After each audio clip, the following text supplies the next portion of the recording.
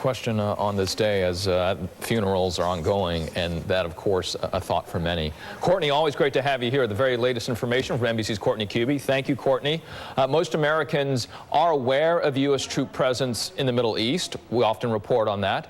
But many Americans don't know about the military's growing footprint in Africa.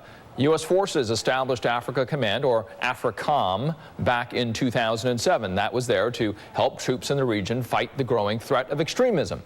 In 2013, U.S. troops landed in Niger to help the French in bordering and neighboring Mali, helping them to combat a group with links to ISIS and other tribal groups that had taken over much of the north. And we were following some of the violence coming out of Mali. Now, about 800 soldiers are stationed in Niger right now to help counter not only ISIS, but also Boko Haram and Al-Qaeda.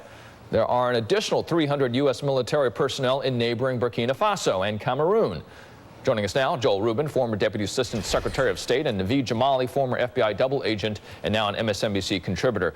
Joel, what many Americans also do not know, and understandably, because many of these operations, as Courtney Kube was describing to us, are not going to be on the headlines. You're not going to open up your paper and see these operations ongoing. But we do have operations in some 20-plus countries in the continent of Africa.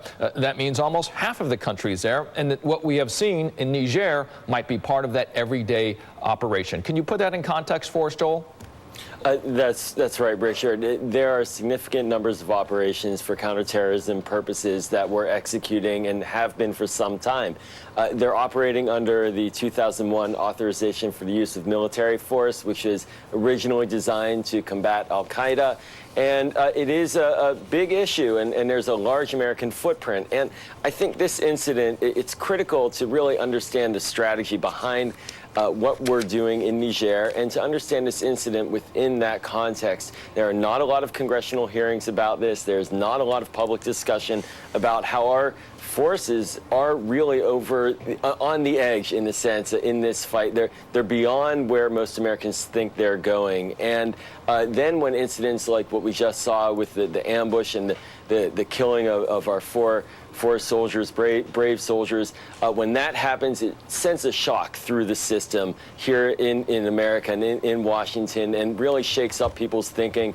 And a lot of unanswered questions right now are at play, and really we need to get a better grip on what it is that we're attempting to achieve in Africa, and frankly in other parts where our counterterrorism operations are very much under cover in many instances. You know, you bring up that great point there in your comments there, Joel, and I'm going to go to you on Naveed, because as a former double agent, you understand what some of the law that he was just discussing from 2001 has allowed the United States to do and to operate in key theaters. The thought now is, should it be reevaluated? That 2001 decision that allowed certain military action without congressional approval here. Chairman Bob Corker from Tennessee, saying, yeah, they need to relook at it now because it needs to be reevaluated based on current deadlines.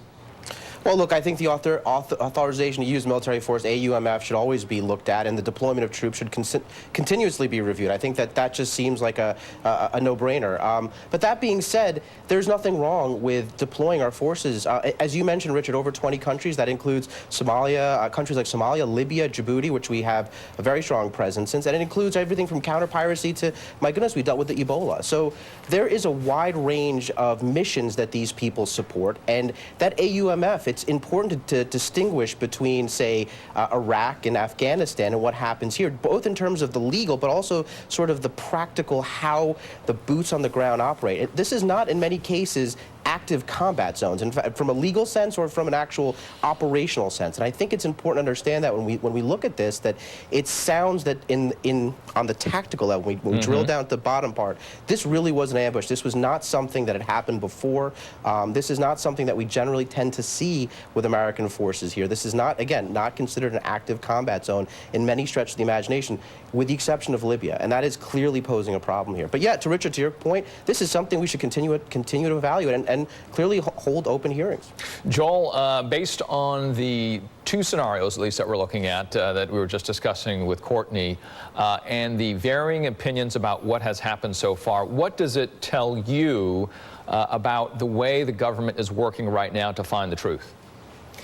Well, to me, there's a bit of a stunning dichotomy right now in terms of how Congress and how the administration is handling this. There has not been a lot of public discussion, and it took the press to pull out the public discussion a couple of weeks ago when asking the president about the ambush. And that's very troubling because these are American troops in harm's way. Now, they may not be in direct active combat, but they are certainly in the line of fire. And the questions about their presence there and the support that they had, the use of contractors as opposed to official U.S. military, these are very significant questions. And the concern I have is that when we are not having acknowledgement by the administration of these deaths right away and promptly, it leaves open a lot of questions about the management of this process. And even Senator McCain, the chairman of the Armed Services Committee, said we are not getting answers. And when we compare this to what happened several years ago related to Benghazi,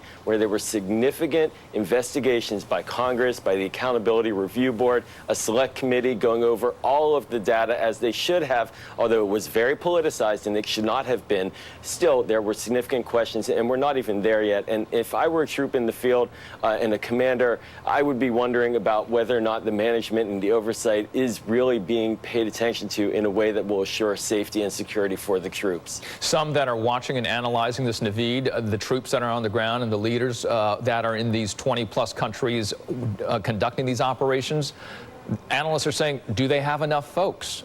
Are they stretched too thin right now based on the myriad terrorist threats? You know, that is a good question, and I want to push back a little bit on this this great NBC reporting by Ken Delanian about an intelligence failure. Look, when I wore the uniform, I had the unfortunate duty of being involved in notification and processing of next of kin of those killed in line of duty, and it's a very sombering, it's a very respectful process. It's one that's done with dignity, and the one thing I can tell you, Richard, is that it's done in a way that you tell that next of kin answers definitively with a yes or no, no ambiguity. And what I'm concerned with some of this reporting, and to the fact that the president didn't come out on day one and acknowledge this, is that what it creates is that ambiguity. And when we think about the next of kin, when we think about the families, we have a duty to them to make sure that there is definitive answers, that there is not this, what we would call in the intelligence community, rumor, that there is not unknown facts that perhaps can add to their pain. And so, yes, to the troops in the field, we owe a review to make sure that they're equipped, they have the right rules of engagement, but we also owe it to the families to make sure that they are not being led down a path that causes more pain. Naveed Jamali, Joel Rubin, thank you both. Appreciate it. Thank you. All right, we'll be right back.